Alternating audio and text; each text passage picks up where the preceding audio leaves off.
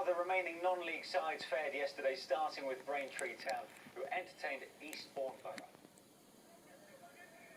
If Eastbourne Borough were to reach the second round for the first time in their history, the only way was Essex and Braintree. It was a dead end. Monty Patterson put Braintree ahead in the 6th minute. 5 minutes later, Patterson played provider for George Elokobi, once of Wolves. Braintree have struggled in the National League, but everything was coming off against the side a division below. Ollie Muldoon's free kick somehow went in. Officially his goal, even if Mr. Elokobi thinks he touched it. By now, Borough must have realised it wasn't their day. Simeon Akinola got in here, and just when the National League South side thought they'd have some luck, there was Braintree's Lee Barnard with the 4th. Akinola set up Barnard for the 5th too. The stand-in skipper won the penalty. And Barnard, once of Tottenham, did the rest from the spot.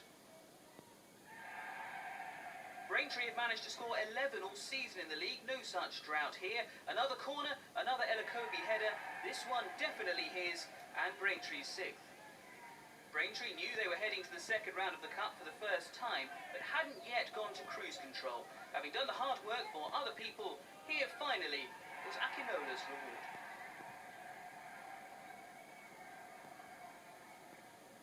A real party atmosphere at Dartford, where one imagines the final instructions to the teams included phrases like, keep it tight, don't concede. Words of advice that appear to have fallen on deaf ears. Less than a minute gone before Maxime Biamou, he's in there somewhere, set Sutton off and running. But that was just the start. Elliot Bradbrook brought the sides level with a memorable strike. Just a pity it was to be lost in a mini avalanche of activity at each end. 10 minutes later, Dartford failed to clear their lines and Rory Deacon, well, roared in. Just 2 minutes later, referee Sam Allison saw a handball. Bradbrook saw an opportunity, which he seized from the spot. His second, Dartford level again. The goals just kept on coming. Deacon breached Dartford's defences and squared to Biamou, who helped himself to complete his brace. 5 goals already, only 23 minutes gone. No further goals before the break. Time to regroup, clear heads. Remember lads, keep it tight. Nope. 6 minutes after the break, Dwayne Afori Achiampong levelled it for Dartford again. Unbeaten in 12 games before this, they weren't ready to throw the towel in just yet, but that was as good as it got for the home side. Ross Stern got in on the act to make it 4-3, the tide and the tie turning Sutton's way. Deacon rendered Dartford even more blue, with little less than 20 minutes left. The shameless FA Cup puns brought mercifully to an end, as was Dartford's run in the Cup, with Ross Stern's late finish.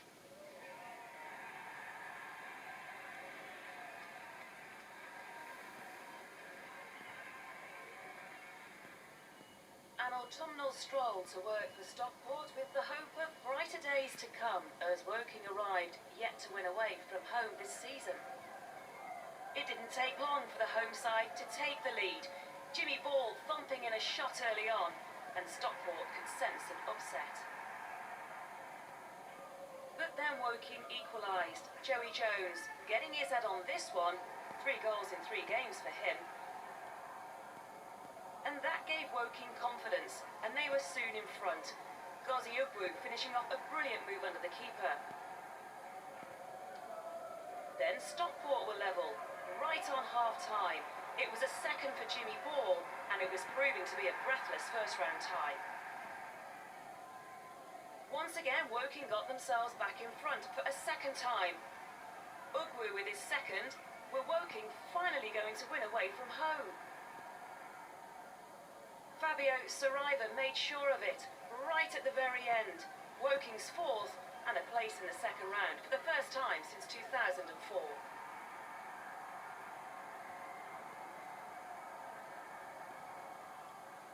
Being drawn against Altrincham in the Cup inspires fear in many teams, such as their giant-killing past. Not Lincoln. Second in the National League, Harry Anderson's effort gave notice of their confidence.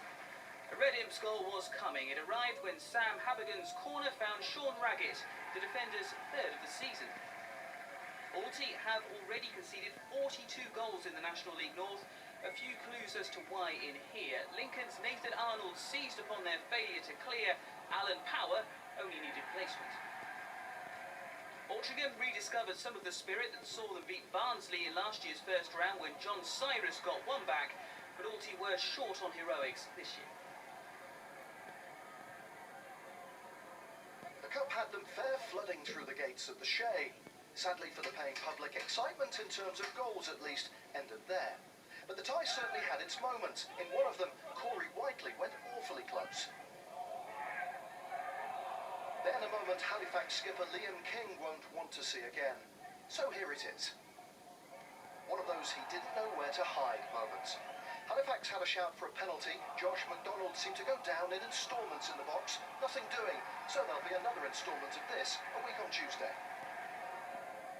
Halifax holding in-form daggers from the division above. Braintree, though, congratulations to them, the biggest winner across the weekend, 7-0, of course, against Eastbourne. They make the second round for the first time in their history.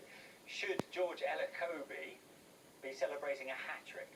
Oh, absolutely. I mean, I've claimed far worse than You're that. claiming everything here. I mean, the first two, there's nothing wrong with it. It's the final one which seemed a bit dubious. I mean, he's nice and strong, isn't he, where he needs to be. But this one, is sort of about a little bit of, bit of blag in it, isn't it, really? Because it looks like he just helps it on, doesn't he? But I think if he didn't have the lead boots on, he might have got a touch to that. he might struggle now. He's probably gutted that was on the telly, wasn't he? He got away with that. If he's claiming that, he deserves a fine, George. Yeah, we remember for that and the orange lead boots. Right, more football on the way for you a little later today, of course, with Match of the Day too.